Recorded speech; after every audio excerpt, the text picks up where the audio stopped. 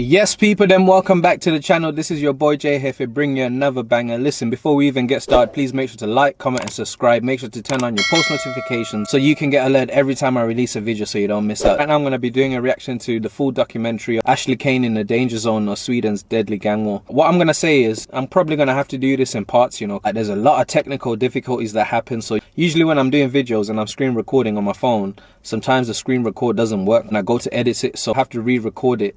And then it's just a mad thing. So imagine doing a whole hour and then the screen recording don't work. That means that I have to sit down and re-record the whole hour on my phone, you get me? So it's long, so I'm probably just gonna have to do it in parts, man. But yeah, man, listen, without no further ado, let's get straight into this.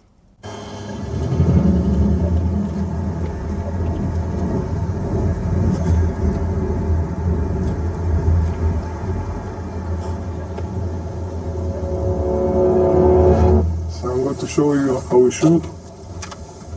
And I have a special target. That's a mad thing, okay. Still. Man, step back a bit, you know. Shoot.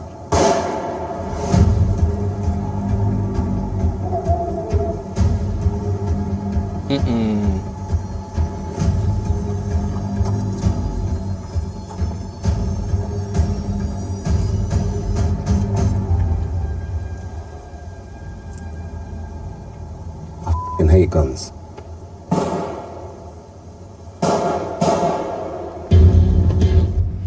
I'm Ashley Cain, former pro footballer to an influencer and extreme ultra athlete. Life's good now, but where I grew up, I could have easily turned to a life of crime. If you're raised in some of the world's toughest neighborhoods, what lengths will people go to in order to survive? Você tem que entrar sabendo que essa vida tá pra matar, pra morrer. To find out, I'm traveling to some of the planet's most hostile places. What the f is going on? To meet those who have chosen a life of extreme criminality. Man's got the shotty, you know. No agenda. We want to kill someone, we blow them up. To do that, I'm gonna have to win their trust and get deep into their world. I may not condone what they do to get by. 10, 20, 50. But by walking in their shoes, can I at least understand them?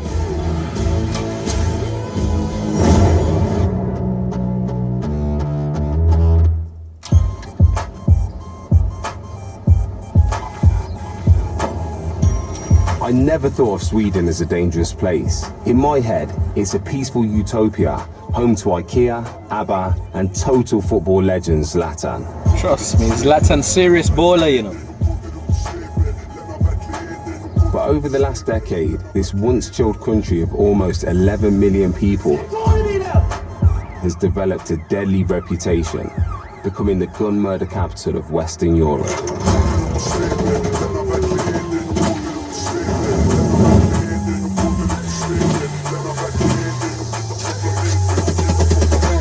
In the UK, I hear a lot about young men and knife crime. But in Sweden, it's all about guns. Easy access, you see what I'm saying?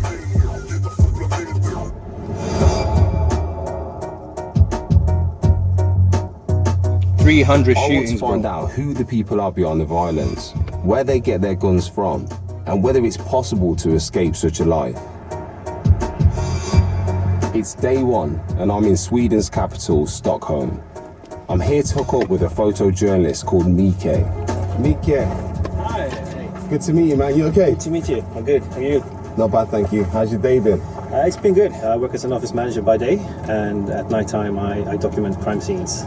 Wow. Yeah. Feel like Bruce Wayne. Yeah. You could say that. Bruce Wayne by day, Batman by night. Sure. And you know, because you documented these crime scenes, what's it really get like around here?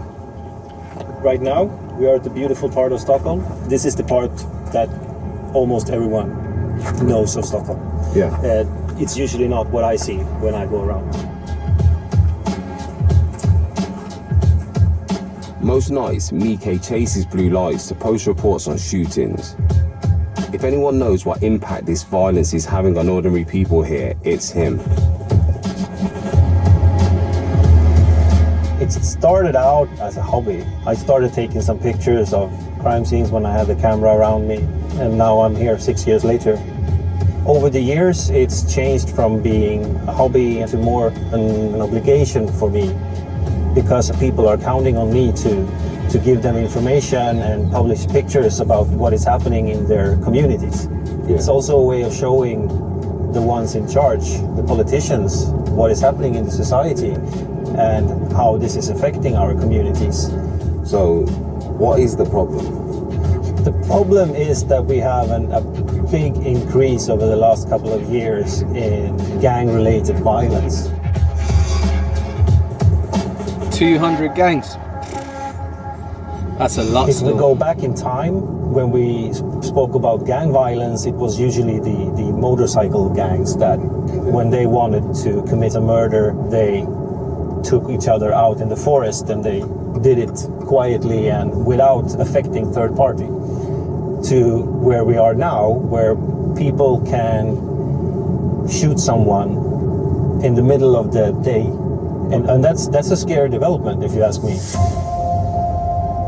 You know, being a crime reporter, what are the worst kind of things that you see, you know, doing your job around Sweden?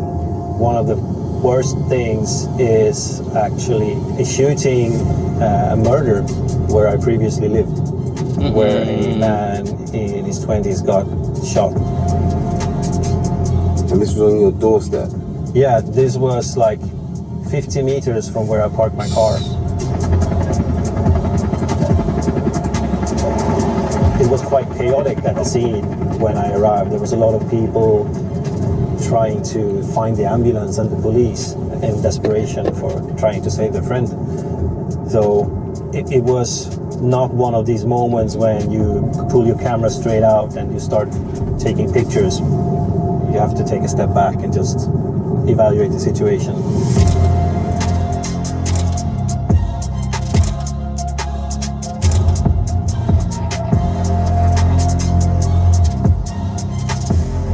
Did this particular young man have any family? Yeah, he had a family. I think he had a sister that I think was around the crime scene, and I can't even imagine. Now she's traumatized forever, bro. Sister. Family members being shot dead. It's devastating. It is. You were saying about, you know, the sister being at the scene. Do you think that she would speak to me? Good question. I think she wants to tell her story about what happened, but many people are afraid to speak up because there can be repercussions for family members as well. Yeah, 100%, bro. You get me? Nike says it'll reach out to the young woman to see if she'll speak to me. Thanks to him, I'm beginning to get a sense of the impact these shootings are having on local communities.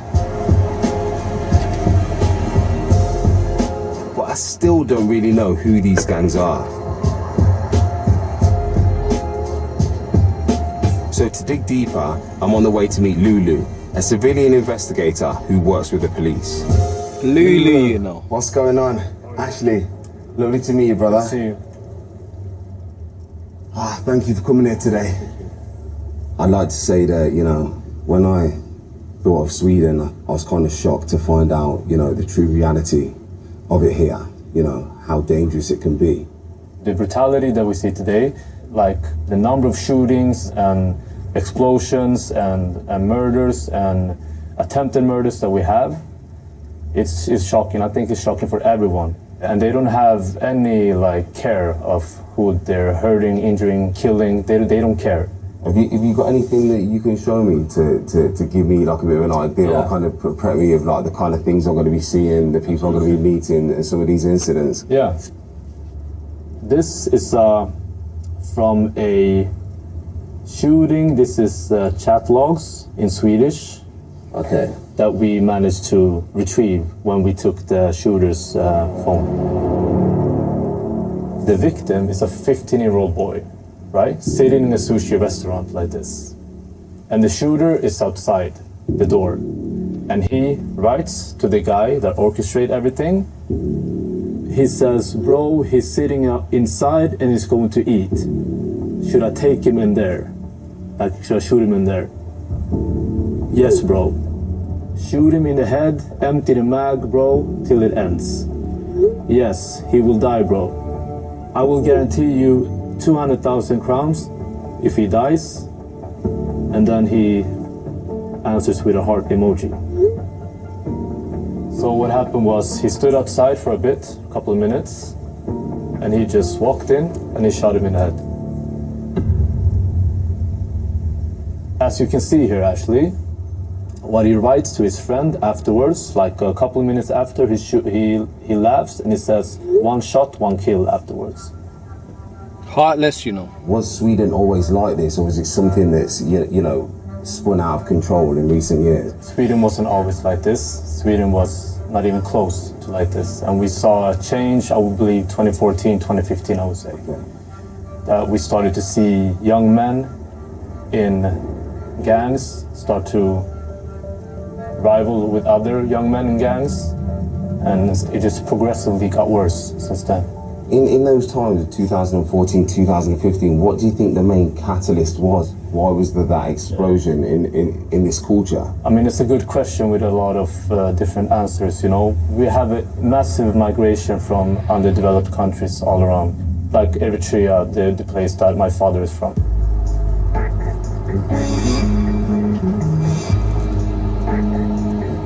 Yeah, that's crazy, bro. The migration started early in Sweden, in the mid-1960s, with more like we had an economic plan, and those families had a place within the system because they came for work, and they also came from the southern parts of Europe.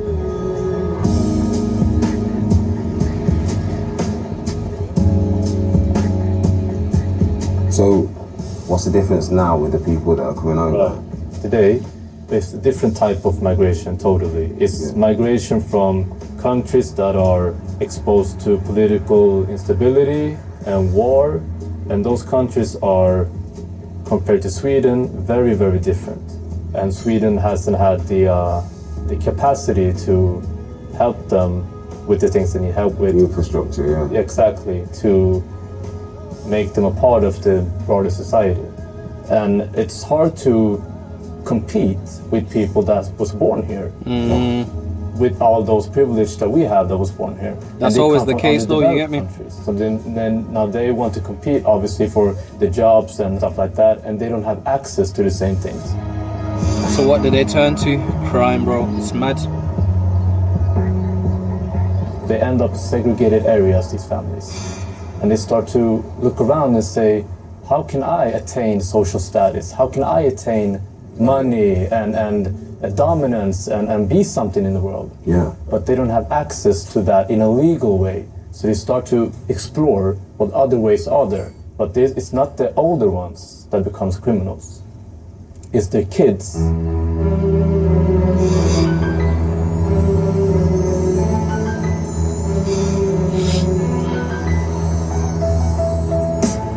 It seems that social deprivation, a lack of integration into society, along with simply wanting to earn big, is driving young men in these communities into gangs.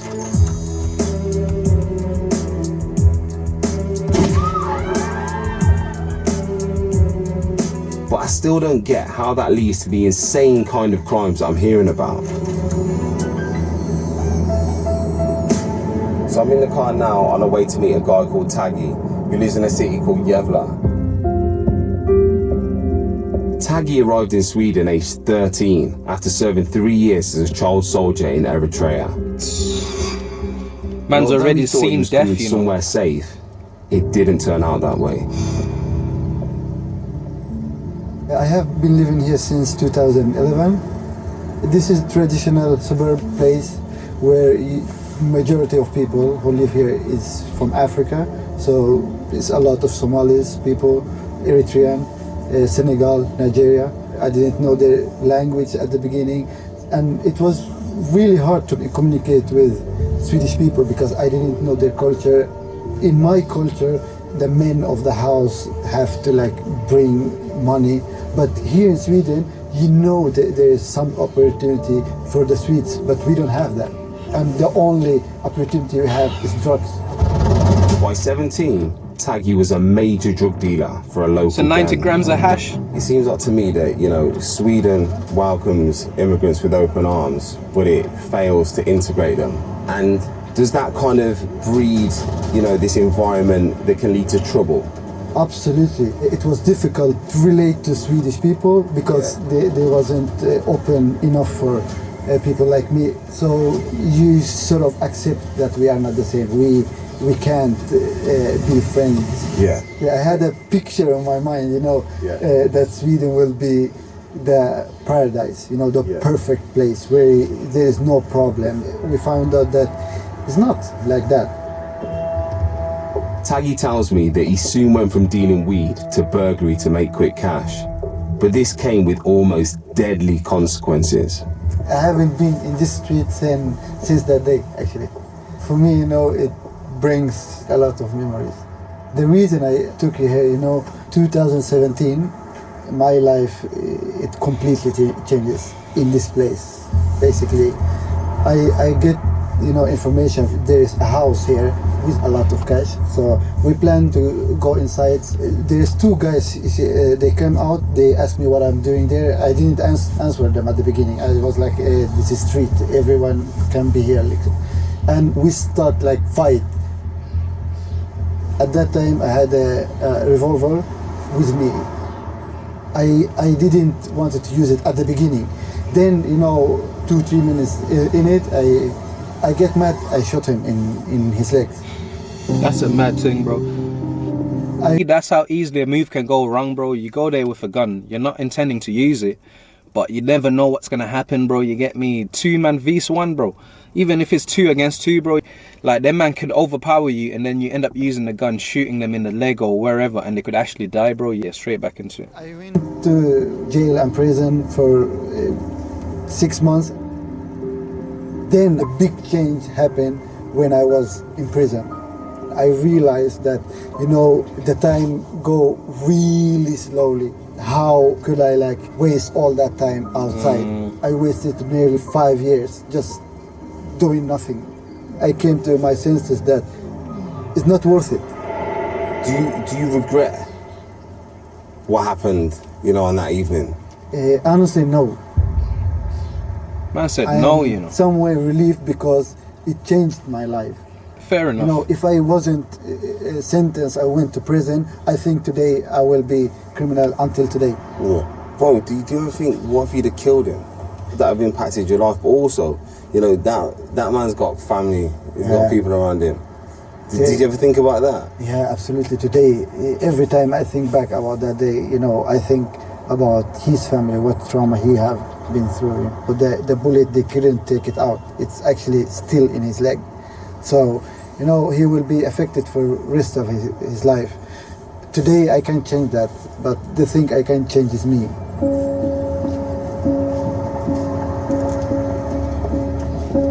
Listen, that was part 1. This is what we have to talk about. Like, why are they bringing in so much immigrants and they're not giving them jobs or free courses for them to do, you know, work towards something? Because if you're just bringing in immigrants, bro, you're just basically segregating them from the whole country. They can't get a job. They can't do nothing. Of course, they're going to turn to crime, bro. I'm just going to leave this one here. You get me? If you're new and you're watching this, make sure to like, comment and subscribe. It's your boy J Hefe. Till next time, I am out.